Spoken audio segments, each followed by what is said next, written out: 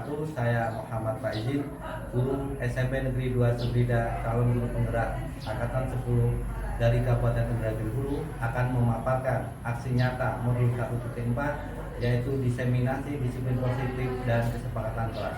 Selamat menyaksikan. Silakan dipimpin kedua sebelum belajar. Silakan dipaparkan.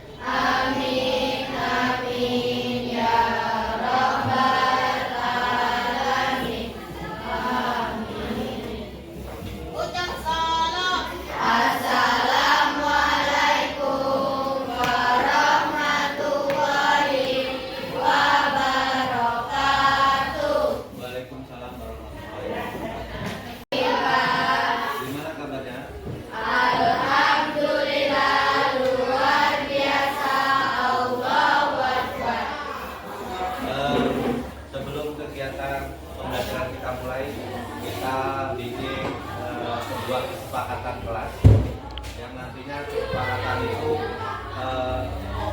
untuk mengatur supaya kegiatan pembelajaran kita pada hari ini bisa berjalan dengan lancar. Kesepakatan kelasnya itu menggunakan dasar-dasar positif ya nak. Jadi misalnya membuang sampah pada tempatnya, misalnya menjaga ketertiban, mengangkat tangan ketika mau bertanya, meminta izin ketika mau keluar, misalnya kayak gitu. Jadi jangan kita tidak menggunakan bahasa yang negatif, misalnya jangan, tidak, tolong tidak menggunakan bahasa kayak gitu. Bisa dimengerti? Bisa. Kesepakatan kelas itu memuat nilai-nilai yang bisa berlaku untuk umum, misalnya saling menghormati, saling menyayangi, saling menghargai, intinya kayak gitu. Jadi saya bagi masing-masing dari kalian, nanti kalian tulis di sini, habis itu nanti kalian tempel di papan tulis, nanti kita cari persamaannya. Persamaannya ini nanti kita jadikan sebuah kesepakatan kelas. Ada pertanyaan? Ada pertanyaan?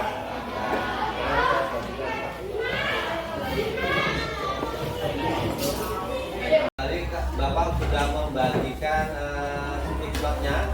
Kalian silakan ditulis sesuai dengan hati nurani kalian. Bapak tekankan jangan sampai ikut-ikutan temannya ya. Ya, sesuai hati nurani kalian, kalian bikin kesepakatan. Boleh menulis lebih dari satu, boleh, tapi minimal satu. Ada pertanyaan? Nah, jadi tugas kalian adalah menulis kalian pinginnya ketika kalian belajar itu seperti apa. Nah, kalian tulis di kertas sticknotnya itu. Nanti kalau sudah selesai silahkan ditempel di papan tulis. Nanti kita cari persamaannya apa. Dan nanti kalau sudah tersusun atau terumuskan semuanya, itulah yang menjadi kesepakatan kelas kita dan harus kita laksanakan, kita jalankan sama-sama. Ada pertanyaan? Ya, kalau tidak ada pertanyaan silakan mulai dituliskan di titik saja.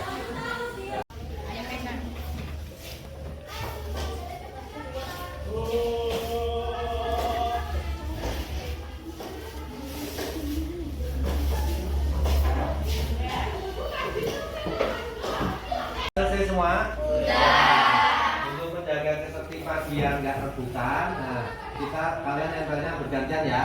Ya, kita mulai dari baris ini. Lagi kan? Masih lagi kan? Ya, silakan berikutnya. Gak apa-apa.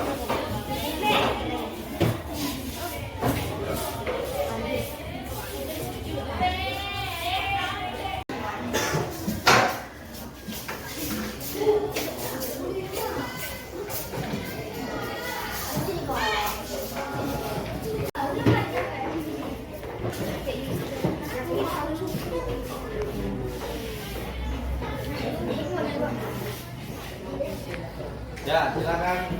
Ini ya, baris ini.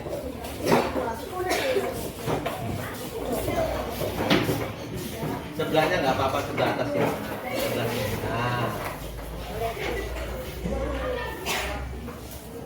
Nah, ini hasil dari kesepakatan atau kesepakatan kelas yang kalian usulkan. Ada yang di sini saya bacakan ya satu-satu ya. Ada yang menghargai saat menjelaskan, saling menyayangi sesama teman, membuang sampah pada tempatnya, menjaga kebersihan kelas, terus bersikap jujur dan saling menolong, mendengarkan guru saat menjelaskan, menjaga ketenangan dan ketertiban saat belajar, berdoa sebelum belajar, mendengarkan guru saat pelajaran dimulai, menaati peraturan kelas, membuang sampah pada tempat yang disediakan. Kita cari yang sama ya, yang bisa menjadi kesepakatan kelas. Yang pertama, menghargai guru saat menjelaskan. Bisa disetujui? Bisa.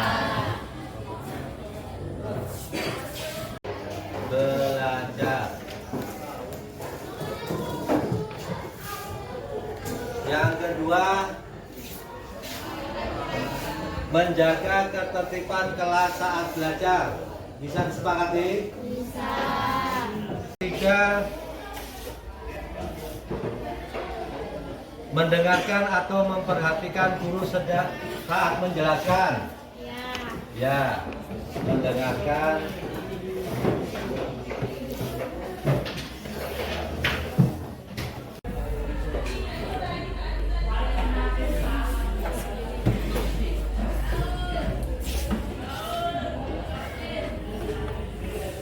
Meminta izin kepada guru jika keluar kelas. Ya.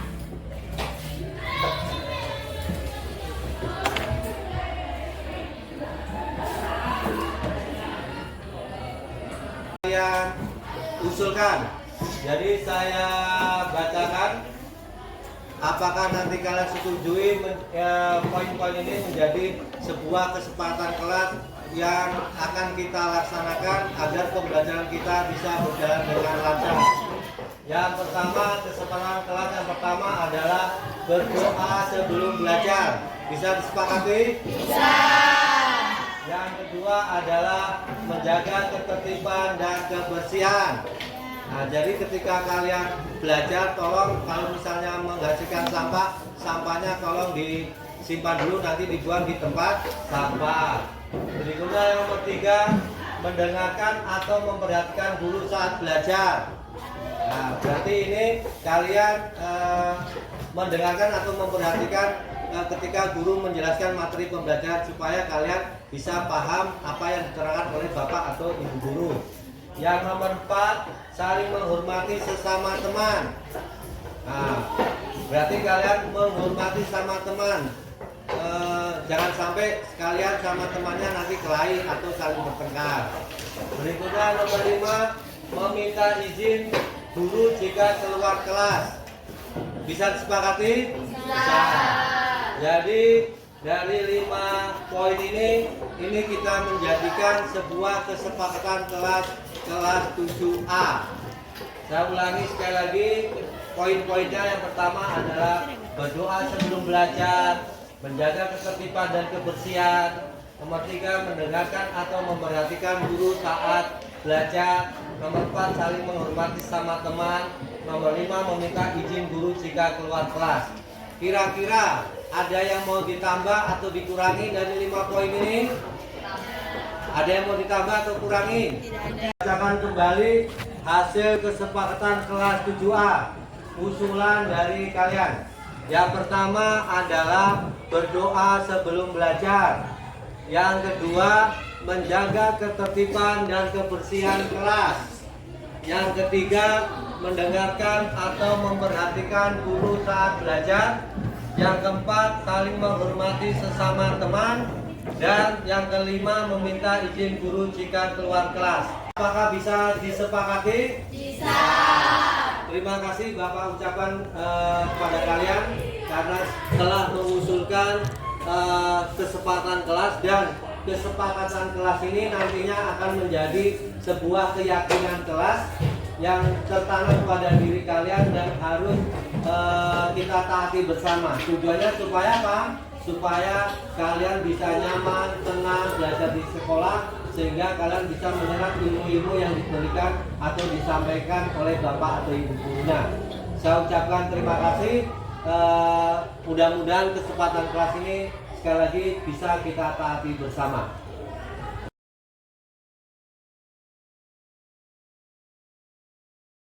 Assalamualaikum warahmatullahi wabarakatuh.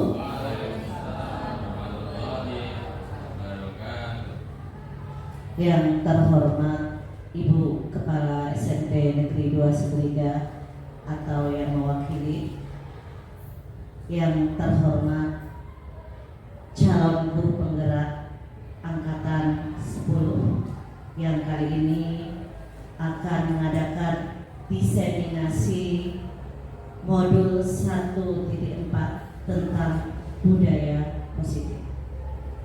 Puji syukur kita panjatkan kehadiran Allah Subhanahu wa Ta'ala yang telah memberikan rahmat dan hidayahnya kepada kita sehingga kita bisa melaksanakan kegiatan kita pada siang hari ini.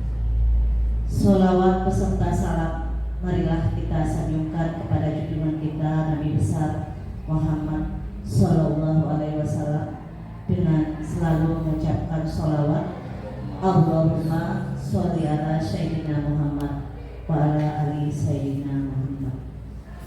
Mudah-mudahan di yaumil akhir nanti kita mendapat syafaat dari beliau. Amin, amin ya rabbal alamin. Baiklah, Bapak Guru hebat yang saya hormati, untuk acara yang pertama kita buka acara ini dengan membaca basmalah bersama-sama. Bismillahirrahmanirrahim. Untuk acara yang kedua, kata sambutan dari Ibu Kepala Sekolah atau yang mewakili, kepada beliau kami persilahkan dengan segala hormat.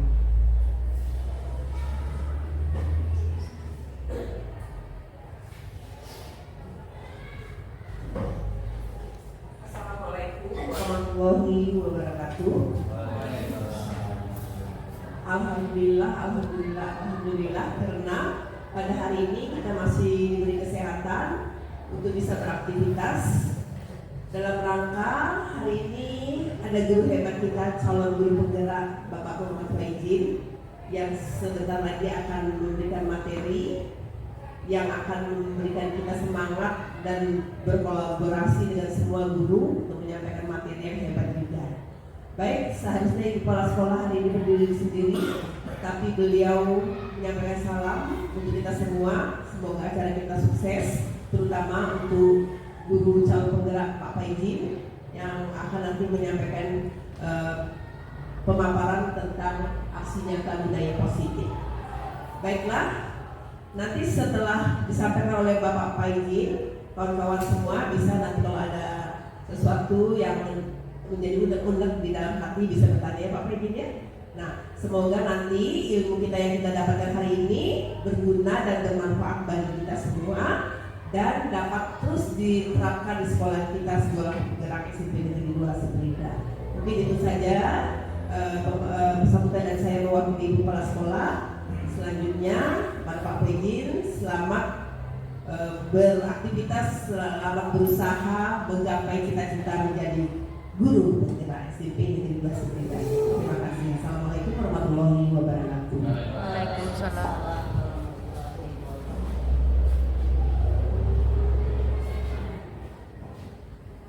Terima kasih Bu Endang. Untuk acara selanjutnya adalah aksi nyata modul 1.4 tentang diseminasi budaya positif yang akan disampaikan oleh calon guru penggerak angkatan 10 Bapak Muhammad Faizin. Kepada beliau kami persilahkan dengan segala hormat.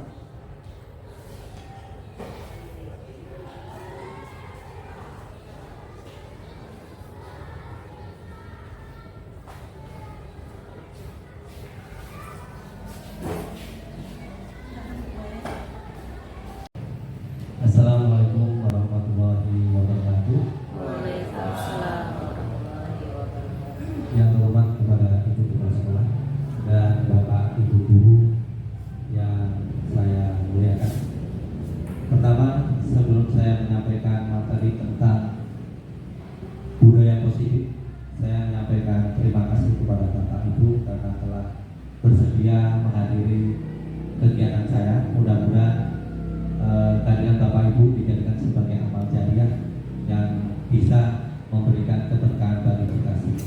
Amin ya rabbal alamin. Bapak Ibu, hari ini saya akan menyampaikan aksi nyata tentang budaya positif. Tentunya kita pernah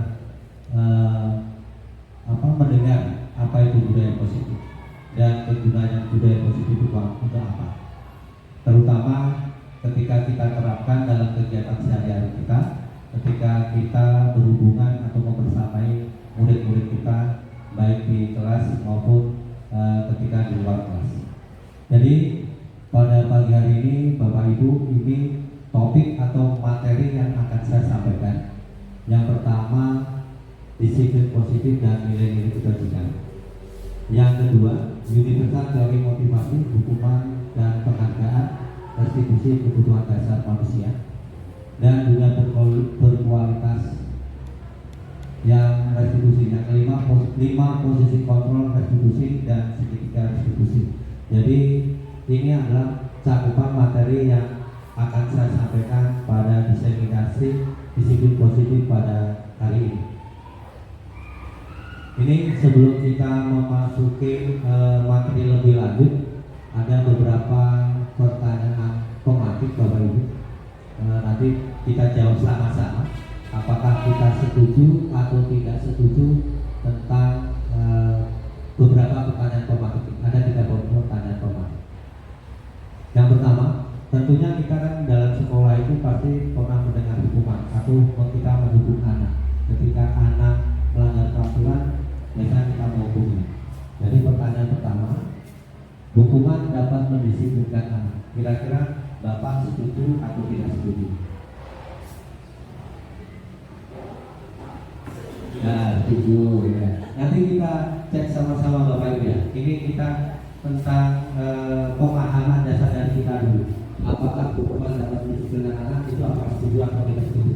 Jadi dari jawaban Bapak Ibu yang pertama adalah hukuman setuju, hukuman dapat mendisiplinkan anak. Berikutnya yang kedua, pemberian hukuman dengan hal positif seperti membaca atau membersihkan halaman sekolah dapat meningkatkan disiplin anak. Apakah dengan pertanyaan yang kedua ini Bapak Ibu setuju atau tidak setuju? Setuju, Pak. Setuju. Berarti yang kedua ini ya. Yang kedua, pemberian hukuman dengan hal positif seperti membaca atau membersihkan halaman sekolah dapat meningkatkan disiplin anak. Berarti pemahaman Bapak itu berarti atau Ibu dari setuju. Pertanyaan tematik yang ketiga Bapak Ibu adalah memberi penghargaan dapat meningkatkan motivasi belajar anak. Itu ya, Setuju, Pak. Setuju.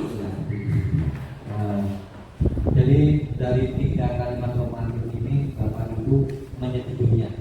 Jadi untuk meningkatkan disiplin anak itu berarti memerlukan hukuman atau memberikan hukuman secara positif seperti membaca dan membersihkan kelas, atau yang terakhir adalah dengan memberikan penghargaan. Berikutnya, ini kita masuk eksplorasi konsep tentang budaya positif dan nilai-nilai kebajikan universal.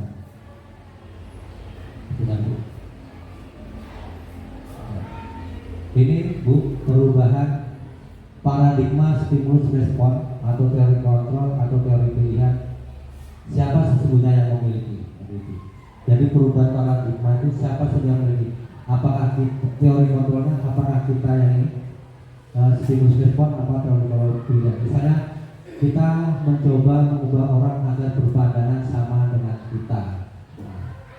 Berikutnya, itu kalau stimulus responnya Bapak Ibu. Kalau kita berada di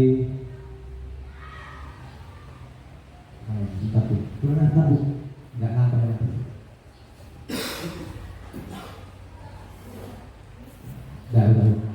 ya. Teori kontrol dan teori pilihan. Yang pertama stimulus responnya, kita mencoba mengubah orang agar berpandangan sama dengan kita. Jadi kita mendisiplinkan anak itu, kita samakan. Anak itu harus sesuai dengan pemikiran kita, Bapak Ibu guru kita. Jadi harus sama. Itu kalau sebenarnya teori kontrol yang kita lakukan adalah kita berusaha memahami pandangan orang lain tentang dunia. Jadi misalnya ketika anak melakukan sesuatu itu, walaupun itu salah, kita harus pahami mengapa anak itu berbuat yang seperti itu. Jadi tidak harus sesuai dengan pemahaman kita. Nah, misalnya anak tidur di kelas, itu padahal mungkin misalnya itu salah. Kalau kita berada di yang sebelah sini yang sebenarnya kontrol, berarti itu salah.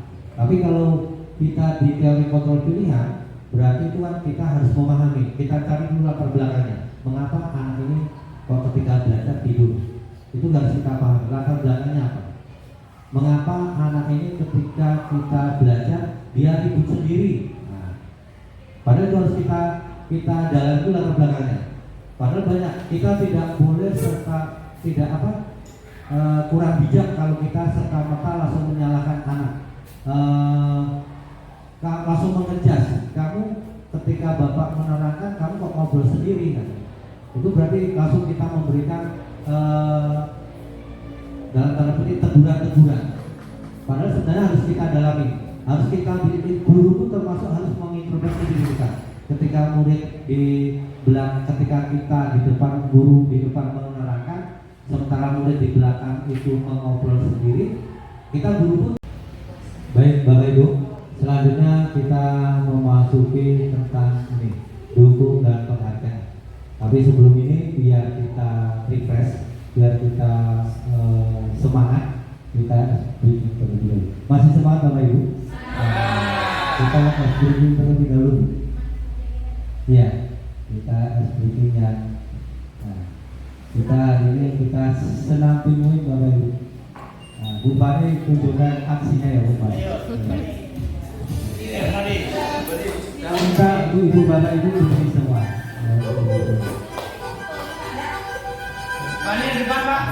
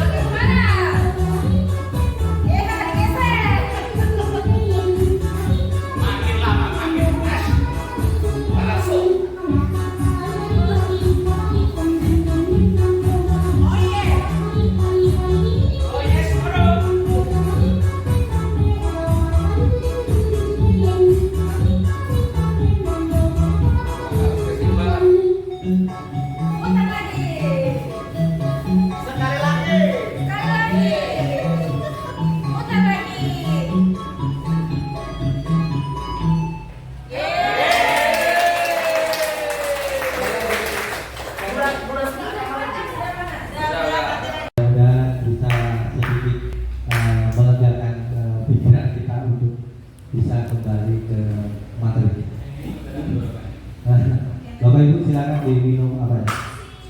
Berikutnya kita memasuki tentang dukung dan penghargaan. Ini termasuk motivasi dari eksternal.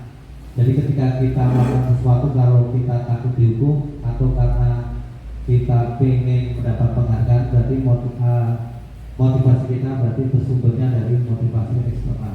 Karena ini biasanya diberikan oleh orang lain. Beberapa dampak dari pemberian penghargaan ini menurut Alvin Kohn.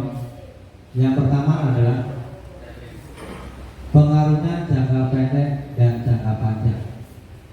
Berikutnya yang kedua, penghargaannya menghukum. Jadi ketika kita melihat murid kita melakukan kesalahan, kita memberi penghargaan yang menghukum atau yang menyakitkan. Berikutnya, penghargaan itu mengurangi ketepatan.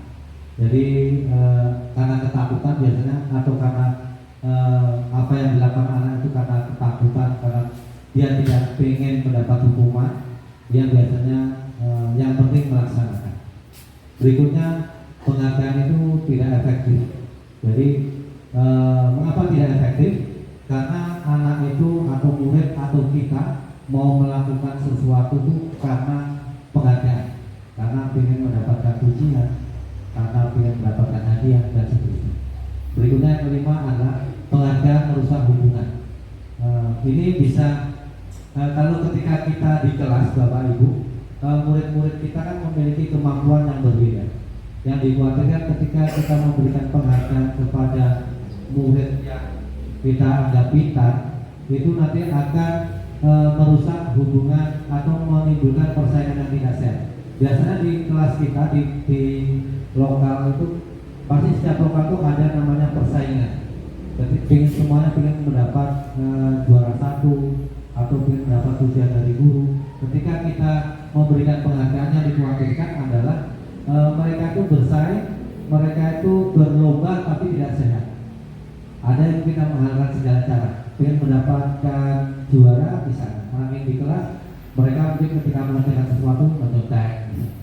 Itu berarti, atau misalnya sesama murid kita yang di lokal itu ada yang beberapa orang yang memiliki potensi atau kemampuan yang hampir sama, mereka bersaing, mereka tidak sehat. Di sana mereka tidak bertemu sapa atau mereka membentuk geng-geng tersendiri, itu termasuk rusak hubungan.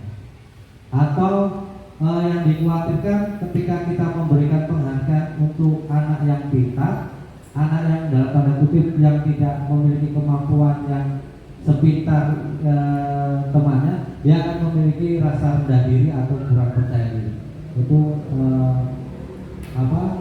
negatifnya dari pemberian penghargaan. Berikutnya Bu Maya. Ini dapat dihukum oleh penghargaan. Berikutnya adalah penghargaan menurunkan kualitas. Yang penting saya dapat juara. Yang penting saya di kelas itu nilai saya paling tinggi. Padahal ketika mungkin jadi targetnya itu cuma predikat juara misalnya. Tapi ketika nilai yang mungkin di lokal dia dapat juara satu, ketika kita komparasikan ke lokal lain, mungkin anak ini tidak dapat juara satu. Mungkin di sekolah kita sebagai guru, misalnya saya sebagai guru itu mungkin yang paling baik misalnya. Tapi ketika kita bandingkan di sekolah lain, mungkin saya bukan yang terbaik. Nah, jadi kalau kita melakukan sesuatu itu karena penghargaan, ya kita cukup puas ketika kita sudah mendapatkan penghargaan atau kita sudah menyandang penghargaan, bukan kualitasnya. Nah, berikutnya penghargaan membangkitkan kreativitas. Jadi ketika kita memberikan penghargaan itu, yaitu cukup puas dengan predikat atau cukup puas dengan hanya menyandang nama tertentu atau predikat tertentu, tapi dia tidak mau mengembangkan kemampuan atau menggali potensi yang lainnya. Karena yang penting saya dapat juara, yang penting saya dianggap baik, yang penting saya dianggap disiplin. Nah, dia tidak mau cukup puas dengan penghargaan atau atribut-atribut tersebut. Dia jadi tidak mau menggali lebih dalam apa yang dimiliki, kreativitas yang dimiliki. Berikutnya yang nomor 3 adalah penghargaan mengurangi motivasi intrinsik. Intrinsik itu berarti dari dalam. Kalau ekstrinsik itu berarti dari luar. mengurangi motivasi dari dalam diri kita. Saya melakukan sesuatu karena pengen dipuji baik. Saya misalnya guru, saya melakukan sesuatu biar saya dianggap guru berprestasi. Saya ingin dekat baik sama anak biar saya dibilang guru yang ramah anak. Tapi bukan karena tanggung jawab dari dalam diri kita. Padahal sebenarnya yang kita harapkan adalah ketika kita sebagai guru melakukan sesuatu itu memang tercermin atau berasal dari dalam diri kita sesuai dengan keyakinan kita. Saya mau dekat dengan anak, saya mau memahami anak itu karena memang tugas saya untuk membersamai, untuk menuntut murid-murid saya supaya bisa berkembang sesuai potensinya, bukan karena ingin mendapat pujian. Kalau intrinsik itu berarti dari dalam diri kita, keyakinan kita. Saya ingin membersamai anak, saya ingin belajar tepat waktu karena memang itu tugas saya dan itu hak anak. Jadi penghargaan mengurangi motivasi itu. Tapi kalau menurut penghargaan berarti saya ingin melakukan sesuatu itu karena takut ditegur kepala sekolah, karena saya ingin dianggap sebagai guru favorit misalnya. Itu termasuk penghargaan. Ya, itu tadi Bapak Ibu ada hukuman, ada konsekuensi sudah kita tinjau sama-sama. Sekarang saya mau bertanya kepada Bapak Ibu, kira-kira ada pertanyaan apa enggak tentang hukuman atau konsekuensi sebelum saya lanjutkan memaparkan materi selanjutnya. Ya, silakan Pak Aris untuk bertanya. Ya, perkenalkan saya Haris Mas dari SMP 2 3. Perkenalkan, Assalamualaikum warahmatullahi wabarakatuh. Waalaikumsalam warahmatullahi wabarakatuh. Izin bertanya Bapak CGB, mohon izin juga Bapak Ibu. Saya ingin bukan bertanya ya, kita lebih mencari bahan sharing ya Pak ya. Untuk yang paling bawah, poin paling bawah Pak. Mana Bu Maya tadi? Nah, kita kaji hampir mirip dengan poin yang kedua Pak. Ini tindakan yang dilakukan oleh guru kan sama. Cuman perbedaannya di poin yang paling bawah itu ada tambahan untuk mata pelajaran PJOK. Nah ini kenapa dengan tindakan yang sama, terus dengan ditambahi dengan kalimat yang terfokus pada satu pelajaran, kenapa menjadi beda persepsi? Yang atas menjadi hukuman, yang bawah menjadi konsekuensi. Terima kasih Pak. Terima kasih untuk Pak Haris. Pertanyaan yang super dari Pak Haris. Pertanyaan Pak Haris adalah ada dua pernyataan yang nomor 2. Lari mengelilingi lapangan basket 2 kali karena terlambat dari sekolah itu termasuk hukuman. Dan mengapa kok beda yang pertanyaan yang terakhir? Lari mengelilingi lapangan basket 2 kali karena terlambat 10 menit untuk pelajaran PJOK itu kok konsekuensi? Padahal sama-sama, yang satu suruh mengelilingi basket, yang satu suruh mengelilingi lapangan. Mengapa yang satu konsekuensi, yang satu hukuman gitu Pak Haris? Tindakannya sama. Untuk yang pernyataan nomor 2 sebenarnya beda Pak Haris. Beda, sama-sama pernyataan, tapi konteksnya beda itu Pak Haris. Yang pertama adalah anak itu mengelilingi lapangan basket karena murid atau anak yang diberikan atau melakukan sesuatu itu karena terlambat hadir di sekolah. Itu yang pertama. Sementara yang kalimat terakhir Bapak Pak Haris, anak itu mengelilingi basket 2 kali karena dia terlambat 10 menit untuk pelajaran PJOK. Yang satu itu melakukan sesuatu karena terlambat sekolah. Kan tidak nyambung Pak, terlambat sekolah dia disuruh lari misalnya. Yang bawah itu berkaitan dengan pelajaran olahraga. Makanya mengapa yang satu yang atas itu yang terlambat itu dimasuk hukuman, sementara yang di bawah itu termasuk konsekuensi. Nah, seperti Pak Haris. Mudah-mudahan Pak Haris memahami. Jadi yang bawah itu termasuk konsekuensi Pak Haris karena dia masih berkaitan dengan pelajarannya. Kalau dianalogikan ke mata pelajaran saya matematika, kalau terlambat berarti hukumannya yang berkaitan dengan matematika. Iya, konsekuensi. Konsekuensi, Iya, sorry. konsekuensi. Tapi kalau misalnya Pak Aris pelajarannya matematika, tapi misalnya terlambat masuk pelajaran matematika, atau Pak Aris suruh mulai misalnya saya tidak akan terlambat lagi misalnya 10 kali, nah, itu berarti termasuk hukuman. Jadi konsekuensi itu kan sebenarnya harus berkaitan dengan konteksnya. Berikutnya hukuman. Terima kasih untuk Pak Aris. Bapak Ibu ada pertanyaan lainnya? Tidak. Terima kasih Bapak Ibu. Berikutnya Bu, ini kita masuk ke restitusi.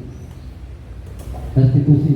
Sekarang ini kita banyak dengar di TV itu kalau ada misalnya permasalahan pelanggaran hukum, kalau yang di TV itu Pak, kita disarankan untuk melakukan restitusi antara pihak yang berperkara sebelum masuk ke pengadilan. Kita juga di sekolah kayak gitu untuk menangani permasalahan yang dihadapi murid. Kita sebagai guru dituntut untuk bisa melakukan pendekatan restitusi.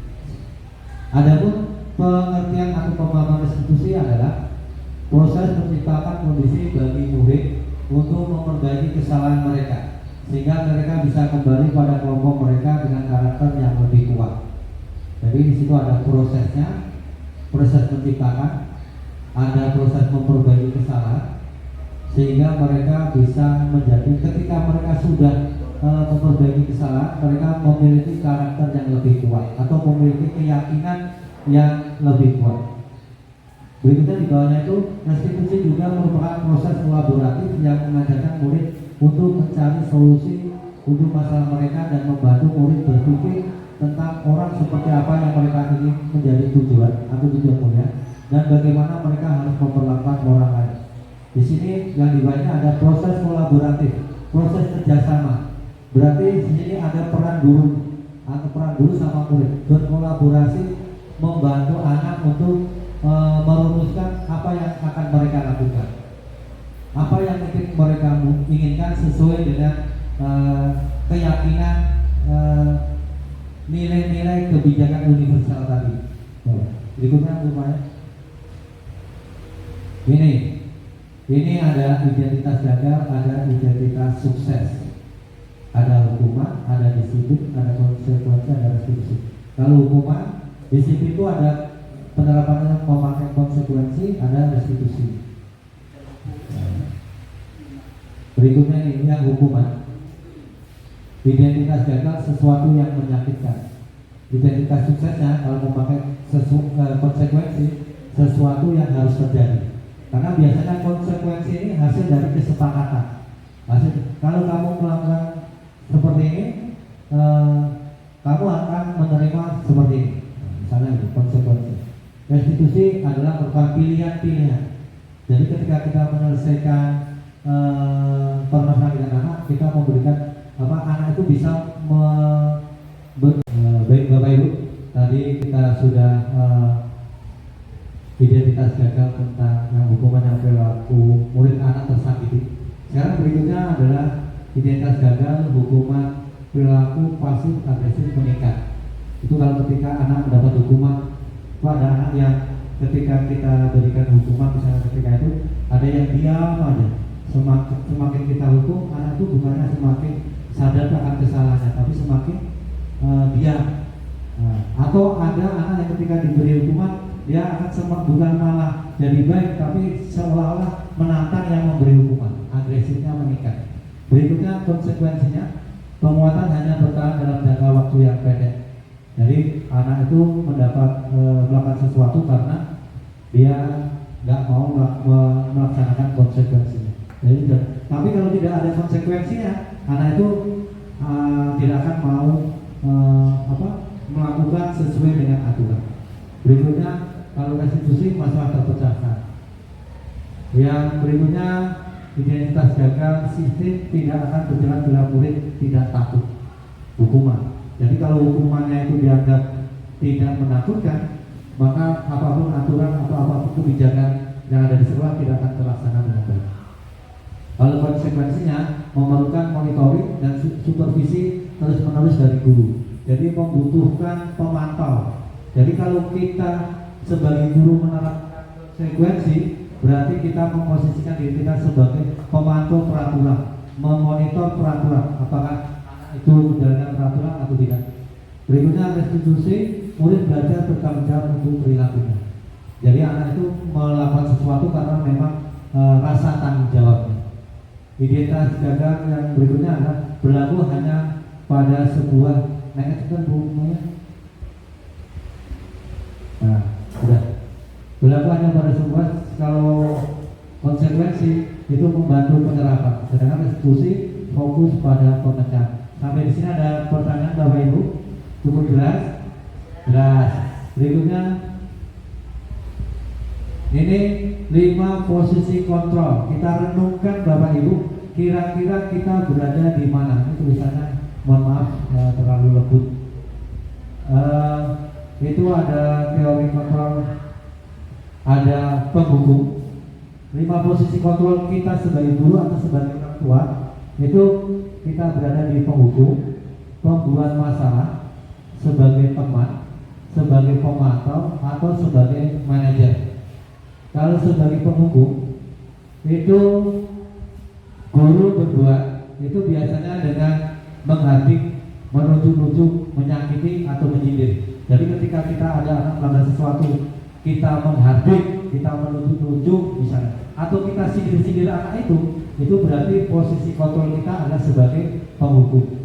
Atau berikutnya pembuat rasa bersalah, itu berceramah dan mengatakan seharusnya kamu seperti ini nak, ibu kecewa. Apa kamu tidak kasihan sama orang tuamu? Atau ibu, apa kamu tidak kasihan sama ibu atau sama bapak? Sudah bersusah payah memberikan materi pelajaran ke kamu, sementara kamu tidak memperhatikan. Misalnya itu contohnya.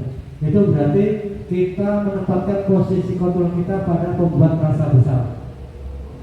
Berikutnya yang ketiga adalah posisi kontrol sebagai teman, misalnya. Itu membuat alasan-alasan untuk muridnya. Nah, gitu ya. Seharusnya kamu tuh seperti ini, gitu. Itu sebagai teman. Berikutnya adalah sebagai pemantau.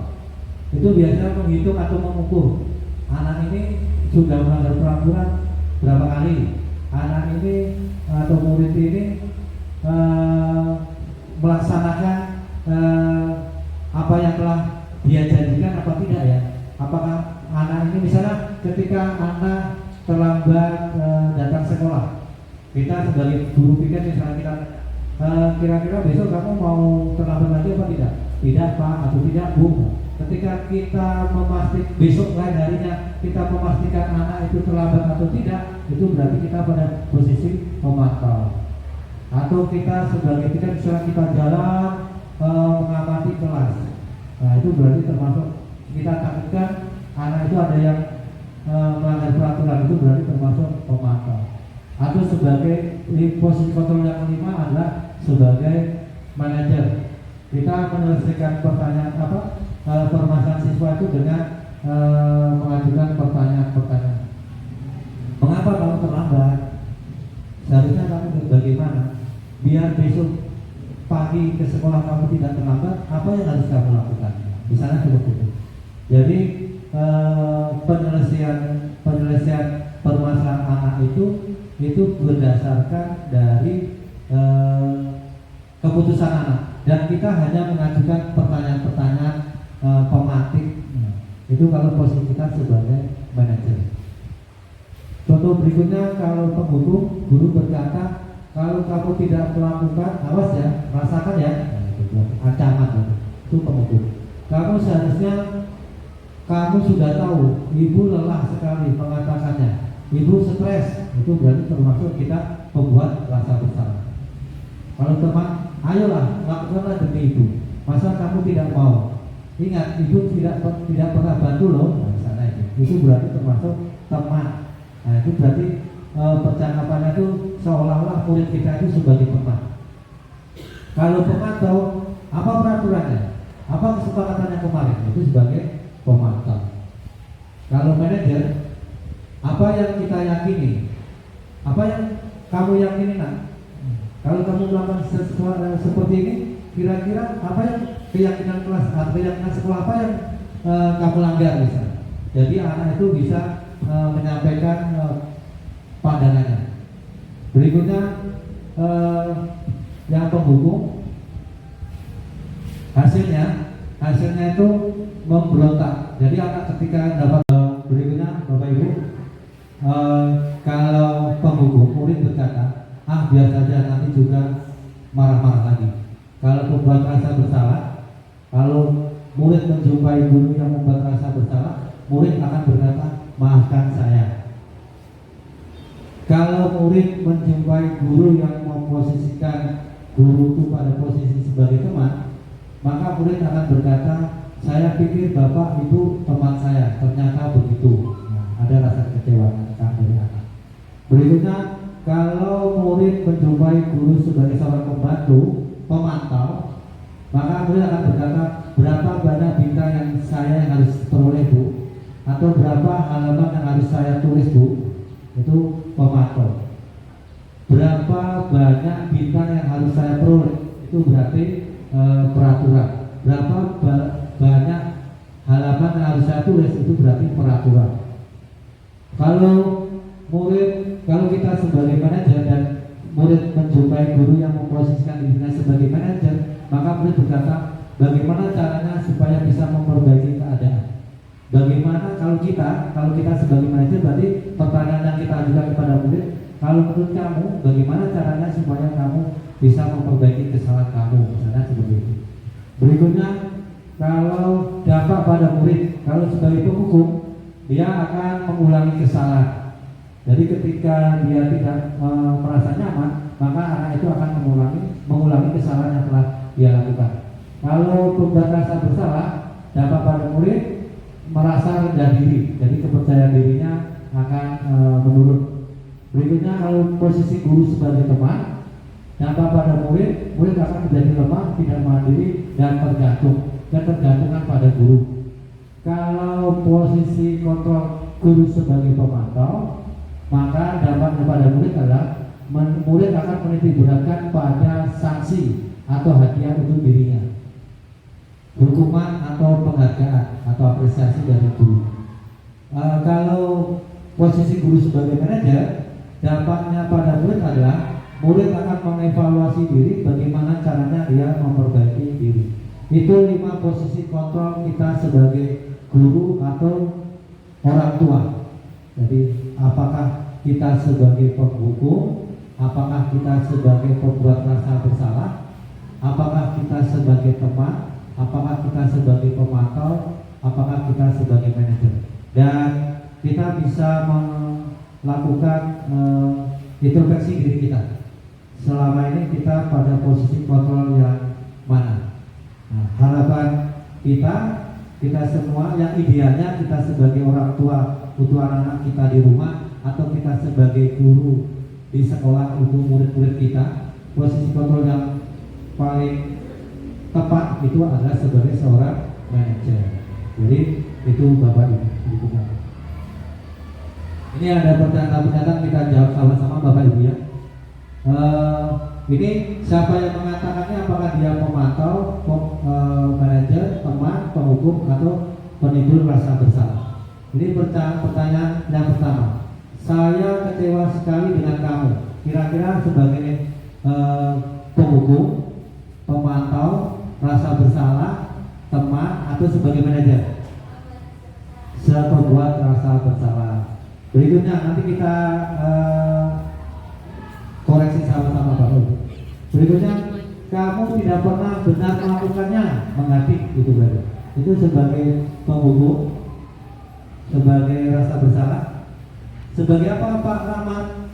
Sebagai apa? Rasa bersalah. Sebagai rasa bersalah menurut Pak Rahmat. Berikutnya yang ketiga, ayolah lakukan dengan ibu bapak. Bu Rahmi seperti apa? Sebagai apa? Sebagai teman. Ayolah demi ibu bapak. Berarti ada ajakan. Berikutnya, apakah kamu mau mendapatkan stiker bintang hari ini? Nah, beda? Apa beda? Stiker. Apakah kamu mendapatkan stiker bintang hari ini?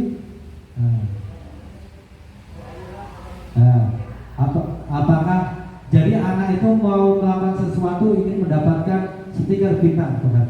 sebagai apakah posisi kontrol kita sebagai penghukum, rasa bersalah, sebagai teman, sebagai teman, pemantau, atau sebagai manajer? Pemantau, ya beda sebagai pemantau. Kalau Bu Yoni sebagai teman, ya nanti kita lihat sama-sama Bapak Ibu sekalian. Berikutnya, bagaimana kamu bisa menyelesaikan masalah ini? Sebagai manajer. Kalau Pak Haris nih, yang terakhir nih Pak Haris, ya, kamu selalu paling terakhir nih, gimana? Sebagai pemantau, penghukum, rasa bersalah, apakah posisi kalau kita mengatakan ini, kita sebagai guru nih mengatakan kepada muridnya, kamu selalu paling terakhir, berarti kita berada posisi kontrol yang mana? Apakah sebagai penghukum, pemantau? Oh, pemantau. Kalau menurut Pak Haris itu sebagai pemantau. Ya. Kita lihat sama-sama di slide berikutnya Bapak Ibu, kira-kira yang mana? Nah, ini ada nih jawabannya. Saya kecewa sekali dengan kamu, itu berarti membuat rasa bersalah. Kecewa, saya kecewa sama kamu. Berikutnya, kamu tidak pernah benar melakukannya ini. Ini kesal kan? Nampakkan betul kekesalan kita. Berarti sebagai penghukum. Ayolah, lakukan dengan ibu atau bapak. Itu sebagai teman. Karena ayolah, lakukanlah demi saya. Sebagai teman. Apa kamu mau dapatkan stiker bintang hari ini? Itu sebagai pemantau. Bagaimana kamu bisa menyelesaikan masalah ini? Nah, itu berarti kan manajer. Karena kita itu menanyakan anak. Sebenarnya kalau kita bagaimana itu sebagai manajer. Ya ini yang kita harapkan seperti ini Bapak Ibu. Ketika anak tidak mengerjakan PR, nah kita tanya, bagaimana ya caranya supaya kamu itu bisa mengerjakan PR? Nah, seperti itulah pertanyaan-pertanyaan kemarin. Berikutnya yang terakhir, kamu selalu yang paling terakhir. Nah, sebagai penghukum, berarti langsung memvonis anak itu, langsung menghakimi. Baik Bapak Ibu, itu tadi tentang tahapan segitiga restitusi yang pertama yaitu menstabilkan identitas. Nah, tahapan segitiga restitusi yang kedua Bapak Ibu adalah tentang validasi kebutuhan. Nah, ini pernyataannya. Kamu tentunya punya alasan mengapa melakukan itu. Nah, kamu tentunya punya alasan mengapa kamu tidak mengerjakan PR. Coba kemukakan. Misalnya seperti itu. Kamu punya alasan mengapa kamu memukul teman kamu. Coba kamu ceritakan. Atau biar lebih dekatnya pakai jangan kamu. Misalnya Ananda atau Na, misalnya kayak gitu. Berikutnya tahapan segitiga restitusi. Sebelum ke situ Bapak Ibu, yang validasi kebutuhan yang pernyataan kedua adalah adakah cara yang lebih efektif untuk mendapatkan apa yang kamu butuhkan. Nah ini berarti kita sudah minta pendapat ke anak atau murid kita. Yang ketiga, tahapan segitiga restitusi yang ketiga adalah menanyakan keyakinan. Nah, kita kaitkan dengan nilai-nilai kebajikan yang ada di sekolah kita. Misalnya itu, nilai-nilai apa yang telah kita sepakati. Nah, misalnya pertanyaan seperti itu. Atau kamu ingin menjadi seperti apa? Nah, seperti itu. Coba kita kaitkan dengan nilai-nilai kebajikan yang ada di sekolah kita. Berikutnya Bu Maya. Ini menstabilkan identitas. Ini contohnya. Guru berkata, berbuat itu suatu hal yang manual saya, tidak ada manusia yang sempurna. Bapak Ibu juga buat salah. Kita pasti bisa menyelesaikan permasalahan ini. Bapak Ibu tidak tertarik untuk mencari tahu siapa yang benar atau siapa yang salah. Bapak Ibu lebih tertarik untuk menyelesaikan masalah. Kalau kamu menyalahkan dirimu sendiri terus-menerus, apa kamu bisa baik pada dirimu sendiri? Ini contoh yang dikatakan guru ketika kita menstabilkan identitas. Berikutnya Bu Maya, ini yang validasi kebutuhan. Membantu murid mengenali basic need atau kebutuhan dasarnya yang ingin dipenuhi ketika melakukan kesalahan itu. Itu. Pada dasarnya setiap tindakan manusia tujuannya adalah memenuhi kebutuhan dasar, apakah itu penguasaan, kebebasan, kasihan, dan rasa diterima, kesenangan atau bertahan hidup. Nah, itu kebutuhan dasar. Apakah dia penguasaan, kebebasan, kasih sayang dan rasa diterima, kesenangan atau bertahan hidup. Saya mau tanya kepada Bapak Ibu, kalau misalnya ketika kita menerangkan di kelas, ada anak yang tidak memperhatikan, misalnya dia ada murid kita misalnya si A itu, ketika kita menerangkan di depan kelas, tiba-tiba dia ke belakang tidur di lantai kayak gitu. Itu kira-kira kebutuhan dasar apa yang dia tidak terpenuhi atau ingin dapatkan? Ada kebebasan, kebutuhan dasar itu ada 5 itu, mungkin dia memulai kebebasan, kasih sayang dan rasa diterima, kesenangan atau bertahan hidup. Kesenangan atau kebebasan Bapak Ibu? Menurut saya Pak, tergantung bisa kesenangan juga bisa Kebebasan. Bisa kesenangan atau kebebasan itu contohnya. Atau misalnya ketika kita menerangkan asik di depan, itu banyak tuh biasanya murid-murid kita itu seperti itu. Anak itu malah dia menulis-nulis sendiri atau menggambar-gambar kartun-kartun itu. Nah, kan ada itu anak-anak kita itu Bapak Ibu. Ada kan? Ada. Ketika kita menerangkan di depan kelas ini, nah itu ada murid kita tuh dia asik Bu, seolah-olah dia mendengarkan kita, tapi ketika kita ke belakang atau kita dekat, rupanya anak itu tidak memperhatikan. Dia malah menggambar-gambar apa nih? Itu kira-kira termasuk kesenangan. Ya, kalau itu beda apa? Kesenangan. Atau ada pendapat yang lainnya? Ya, mengapa kesenangan? Mengapa kesenangan beda?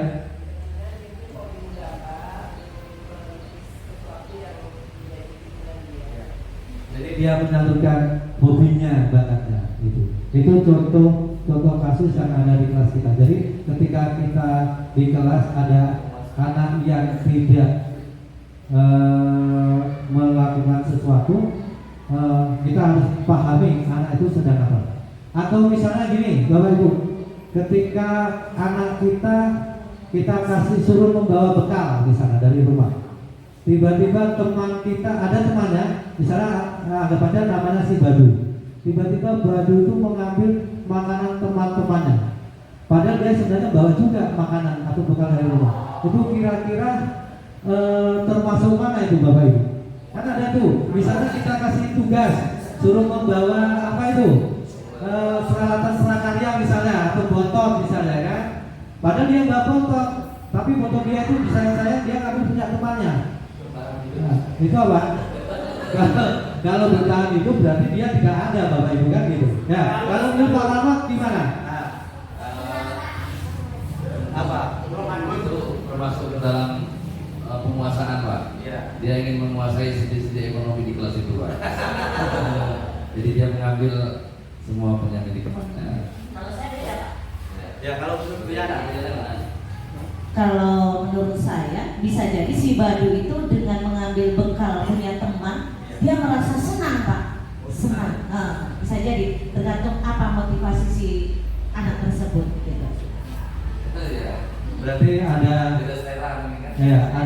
apa dua pendapat yang Bu Yana itu kesenangan dan Pak Rahmat itu tentang penguasa. Jadi perlu kita dalami lebih dalam motifnya dan kepada si Badu tersebut dengan menggunakan yang tadi tahapan segitiga restitusi. Ini yang validasi kebutuhannya, bisa menggunakan kata-kata kamu bisa saja melakukan hal yang lebih buruk, tapi Bapak Ibu, sebelum kita akhiri kegiatan kita pagi hari ini, saya ingin Bapak Ibu merefleksikan apa yang telah saya sampaikan. Kira-kira siapa yang ingin merefleksikan? Saya minta kesediaan dari Bapak Ibu. Nah, Bu Nana, saya persilakan.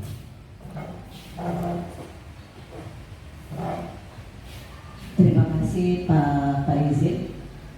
Dari materi yang sudah Bapak sampaikan tadi tentang budaya positif, saya akan merefleksikan ya kegiatan kita hari ini. Di sini saya bisa mengambil suatu kesimpulan bahwa ketika seseorang itu melakukan sesuatu itu pada dasarnya mereka dilandasi oleh motivasi dasar. Ada 5 motivasi dasar Pak. Jadi ketika seseorang atau murid kita melakukan sesuatu, maka kita tidak semena-mena langsung menghakimi. Maka sebaik-baiknya kita harus melakukan posisi kontrol yang harus kita lakukan adalah sebagai manajer. Mungkin itu aja, Pak. Terima kasih.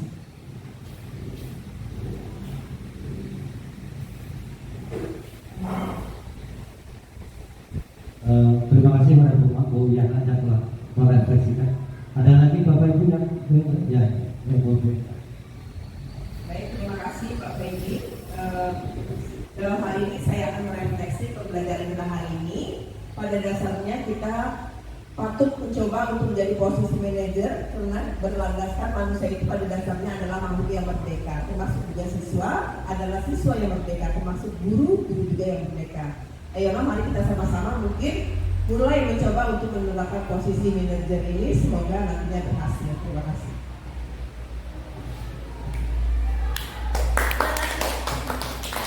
Ya, terima kasih kepada Bu Yana dan Bu Endang yang telah merefleksikan tentang kegiatan kita pada pagi hari ini. Saya ucapkan terima kasih kepada Bapak Ibu semua.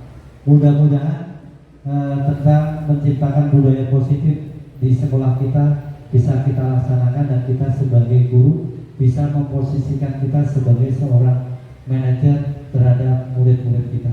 Sekali lagi saya ucapkan terima kasih. Kita sebutkan diri, kita tepuk tangan dulu untuk kita bersama. Terima kasih kepada Bapak Ibu. Sekali lagi saya ucapkan mudah-mudahan bermanfaat. Saya akhiri. Wassalamualaikum warahmatullahi wabarakatuh.